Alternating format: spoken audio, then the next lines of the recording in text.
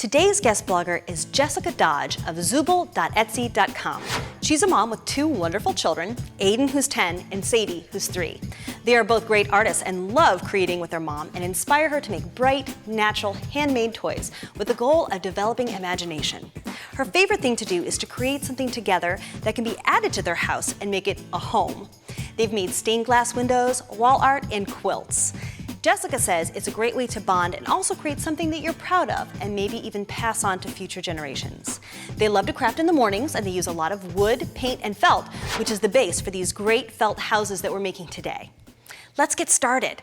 So to make it the project, you're going to want to have some felt ready, some clothespins, some scrap paper for making templates, scissors, white glue, and some wax paper to protect the surface.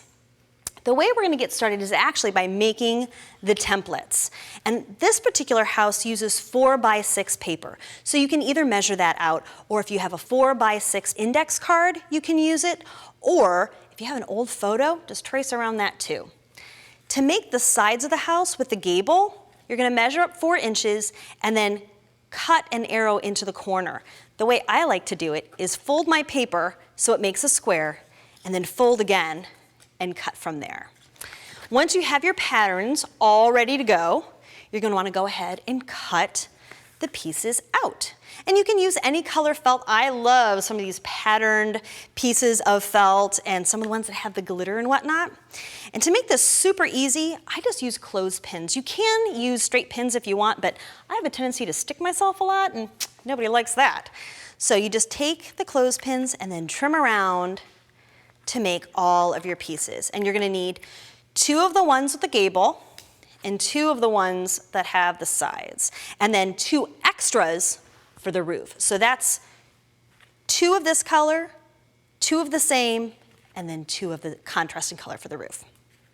Then to make the base, you're going to take a piece of green, because I like a nice green lawn, and you're going to just corner the edges like this, just a little bit rounded so that there's a base for your little happy home to sit on, just like this. And just so you know, if you missed any of this, the pattern will be on our website along with the full written instructions.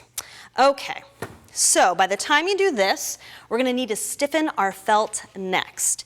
And the way we're going to do that is by using some white glue and water. And this is a 50-50 ratio. So you can either eyeball it like I do, or you can measure, depends on what makes you happy. But a little bit of this, a little water, a little bit of glue, and a little bit of stirry until it's nice and consistent. And then you're ready to just dip your pattern pieces right in. Let me grab one. Just like so. So now the big thing is you're going to straighten this out on the wax paper, and you're going to let it dry, just like this. And usually you have to go maybe overnight, or you can set it out in the sun. So once your pieces are nice and dry, wipe my hands on my apron. Now you're ready to assemble the house. Let me just slide this out of the way for you. And the way we're going to assemble the house is using a little bit of embroidery floss. You're going to match up the short sides and stitch. Now, if you're practicing your stitches, you can do a running stitch or you can do an overhand. Now this can be a little tricky because the felt is stiff, but if you just work it back and forth, it really is not a big deal. Just like so.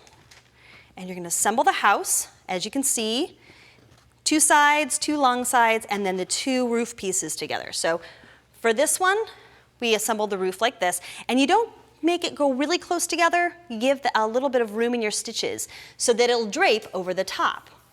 And then you don't even need to stitch the roof to the house at all. You're going to leave that free. But you can take all your little scraps of felt and go ahead and just glue them right onto the house.